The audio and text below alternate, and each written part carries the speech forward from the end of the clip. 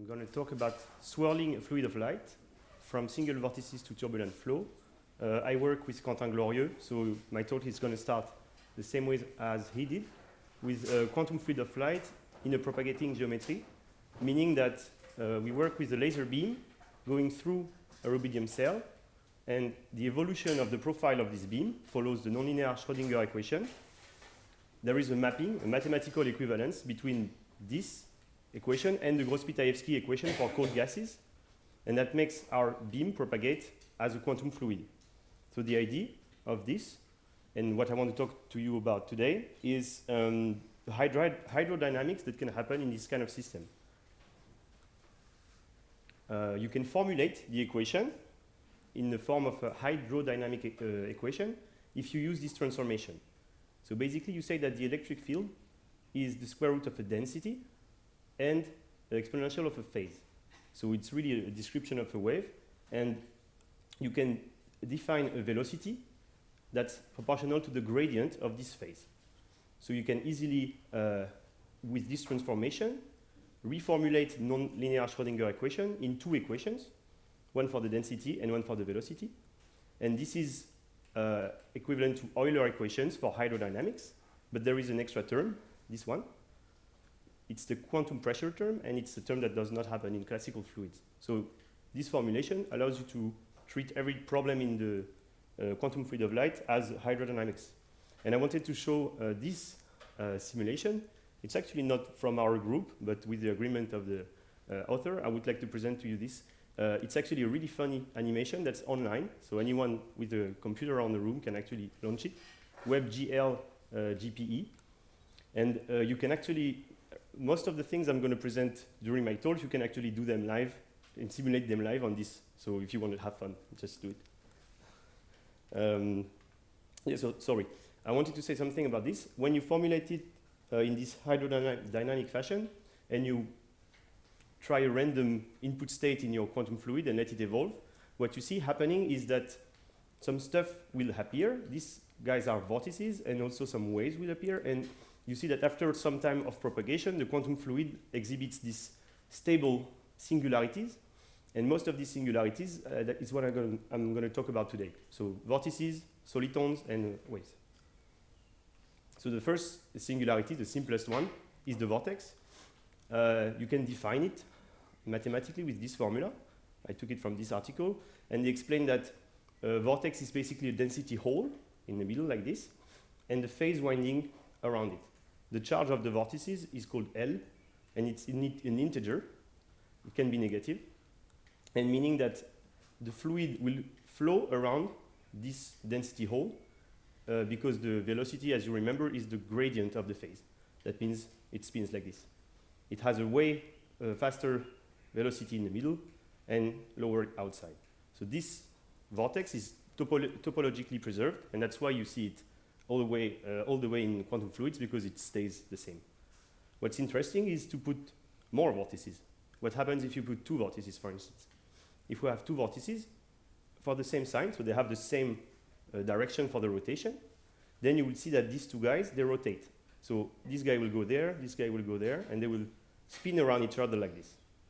On the other end, if you put opposite sign for the vortices, then what happens is they will actually translate. So for instance, this guy, they will start moving up like this. You can do this on the simulation if you want. What can happen, and that we also discovered in the quantum fluid of light platform, is that these two vortices can actually merge and create what we call a Jones-Roberts soliton.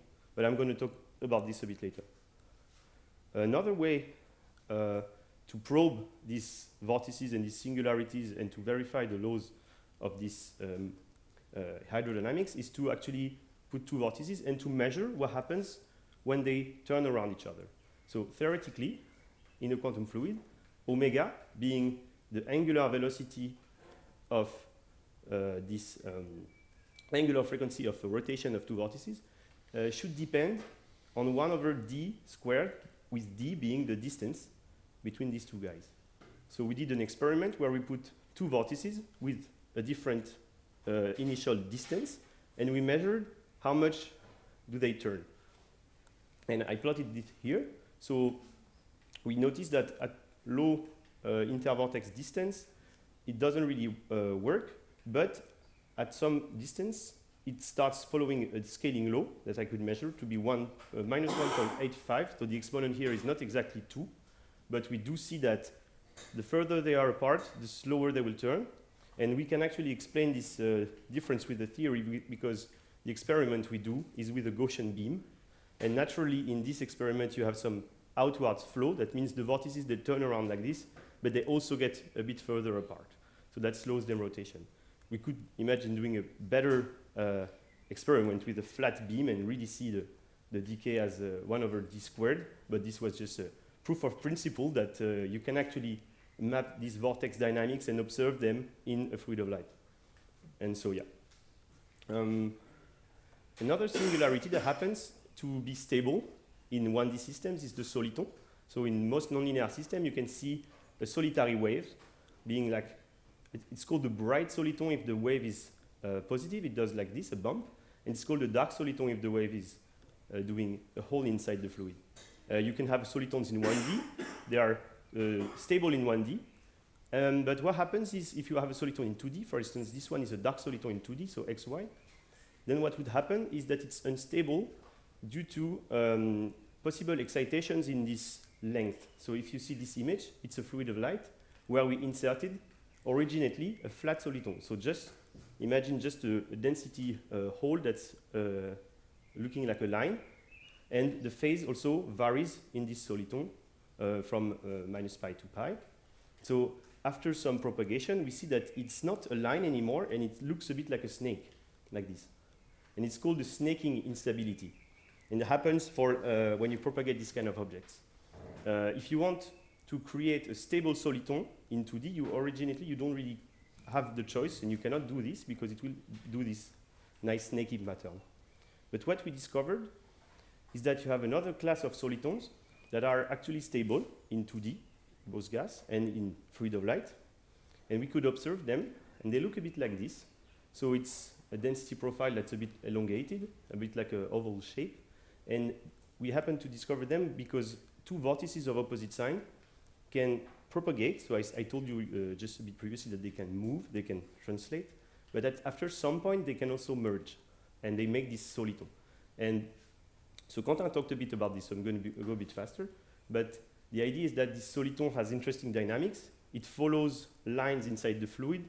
If the fluid is not homogeneous in density, it will actually curve and have some nice patterns that follow some kind of optical array. So you could map your fluid with some index of refraction, and you can see that the soliton actually follows trajectories that are following the same laws as ray optics.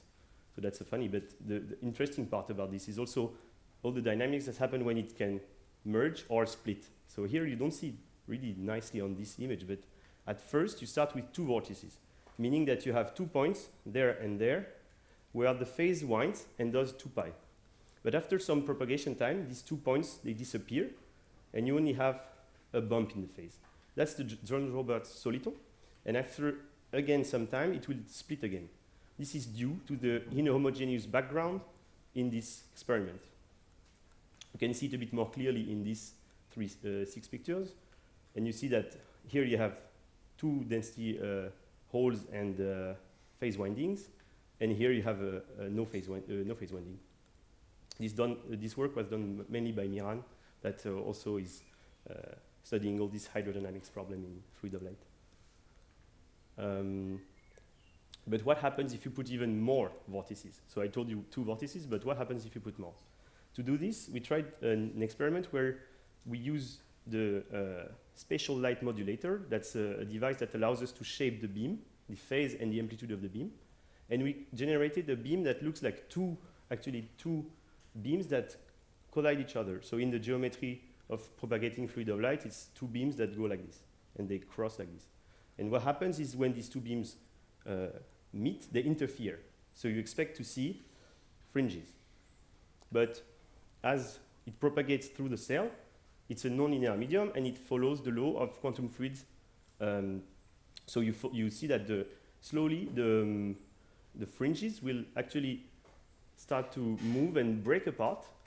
And you see that on some of these fringes, you can recognize some vortices appearing there, there, and there. So what you have is a flow of light that actually generates pairs of vortices. If you try to look at the phase of this image, you see that half of them are +1, half of them are -1. So you have dipoles, what you call dipoles, pairs of vortices that are generated. And this is happening because you can give a number to this flow, to this velocity. It's the Mach number. So it's the velocity divided by the speed of sound in the medium. And you see that these pairs of vortices, they create when a flow is too fast, meaning that it is over the speed of sound. So here in this experiment, the velocity of the fluid is 1.6 times the speed of sound, so you do see this creation of pairs of vortices. This looks like a mess, but one good thing about fluid of light is that you really have a good resolution on your system, because you're imaging a laser beam, and you don't have to do some complicated atomic microscopy to actually see that. And we can also get the phase super easily because it's a beam. So what we can do with this is try to analyze the picture a bit more. And what we see is that there is rich dynamics inside. You can map all the vortices with different signs, and you see that some of them are grouped in some clusters. You can also try to compute the energy of the system. For instance, the compressible energy, that's the one that's responsible for sound waves in the medium, and the incompressible energy, that's the one that's actually done by the vortices. And what you see is that if you map this incompressible energy with respect to the wave vector, so the scale, basically the scales at which you will look in this image, you can see that there is 3 regimes, and the middle one is the interesting one because it has a law that says that the energy will evolve as k to the power minus 5/3. And this law, for some people that do turbulence in the room, will ring a bell because it's exactly the law of Kolmogorov, this one, that explains mainly, that is the same that we see mainly in all turbulence phenomenon. We can see this law because it's a result of the energy transfer from large scale to small scales in turbulence. And in 2D turbulence, it's the opposite. It's from small scales to large scales. But the idea is that you have an energy cascade in a turbulent medium, in a turbulent fluid, and this cascade follows this law. So the fact that we can analyze this picture and get back this law shows us that we can see turbulent flow inside quantum fluid of light. These 2 other regimes, they are due to the fact that if you look at too bigger scale or too small scale, then you will see different dynamics. This one is when you see high wave numbers, so really small scales, and it's the one that is done by actually the inside the core of a vortex. So if you look at too small scales, you would see this scaling law in minus k to the minus 3, and at large scales, it's k to the 1 due to the fact that the total, you look basically at really large scale, you look at the total field, and then you have no net vorticity, because half of the vortices are +1 and half of the vortices are -1. So these 2 laws are also, you can also explain them by theory. But the interesting one is this one. So, question? Yeah. So is there any kind of chaos appearing? Because turbulence for me, here this looks very reproduced. I don't know if you really scan several times, but do you get the same pattern when you do the experiment twice, or do you get something else? Because of fluctuations, for instance, the phase of the laser beam can change to air passing by or stuff like this. We usually don't get exactly the same result for a really complicated experiment like this one. But for an experiment, for instance, with 2 vortices turning around each other, this one is always, when you repeat the experiment, you always have the same result globally. For an experiment complicated like this, I would say that I wouldn't be sure that we have the same one each time. No. But if you analyze it statistically, then you find always the same scaling law. Other questions? For the future of our experiment in the hydrodynamic field, we have a lot of ideas. We would like to, for instance, study mixtures. So it would mean that we put 2 different fluids of light. In the propagating geometry, you can actually put two lasers. These lasers will meet inside the cell and evolve together. And if you have interactions, then one laser beam can influence the evolution of the other one.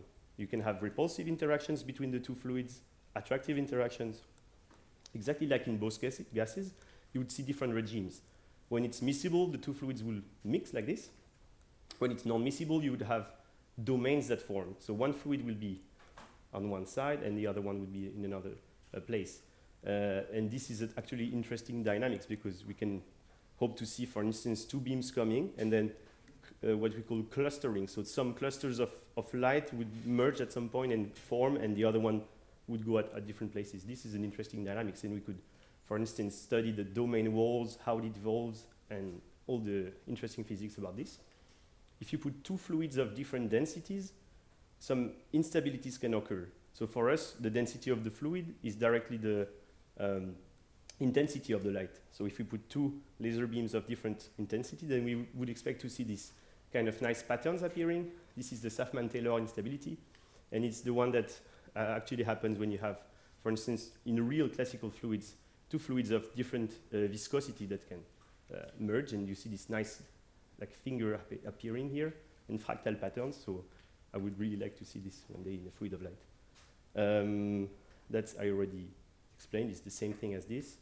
And one thing that would limit us, that can limit us right now, is the fact that the cell of rubidium, for us it's rubidium, could be any nonlinear medium, has a finite length. So you can evolve the field only for a certain amount of time, and then you have no evolution anymore. So we would like to have longer evolution time and to see longer dynamics, because, for instance, the turbulent dynamics that you saw was only starting. We could hope to see way more longer evolution in time. And for this, one of the ideas is to use EIT, so using more beams to dress some states and create some dark states, or having the idea of EIT is to have more nonlinear interaction and to really boost the interaction in our medium.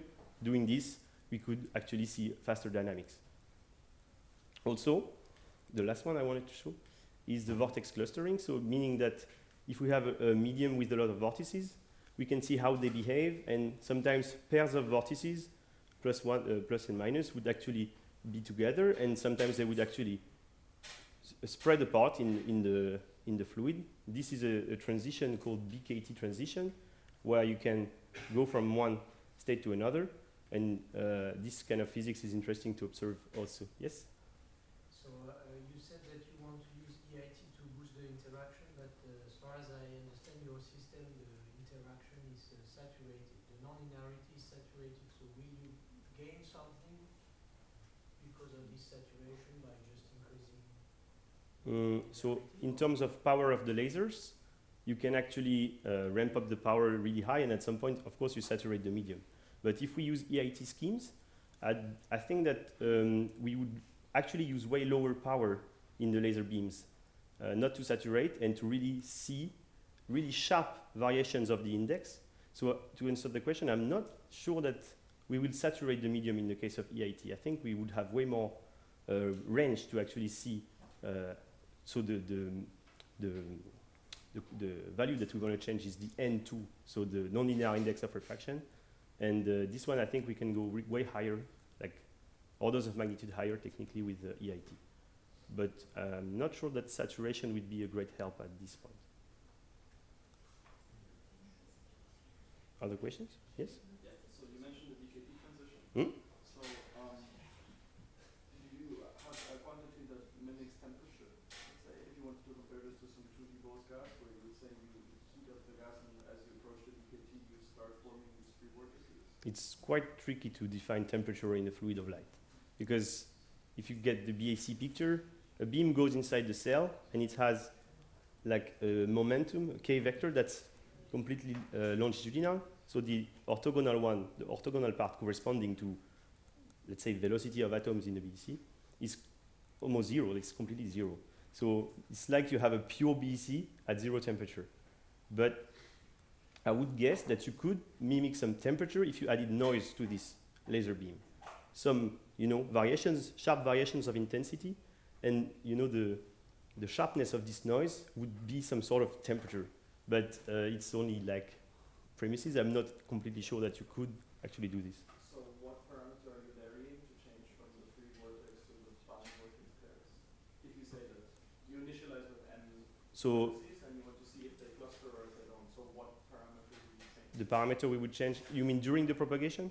Yeah, like in order to reach the two different phases. I would think we could see the two different phases separately if we just change the input state. But to see one phase going from one phase to the other during the propagation, this I'm not sure. I wanted to take the last minutes. I don't know how I'm free on time. Well, we still have 9 minutes. 9 minutes, okay. Questions? But you already got many questions. So the last part of the presentation I wanted to dedicate to this new experiment. It's not really related with what I just stated, so sorry for that. But it's also the project I'm going to go with during my PhD with Quentin.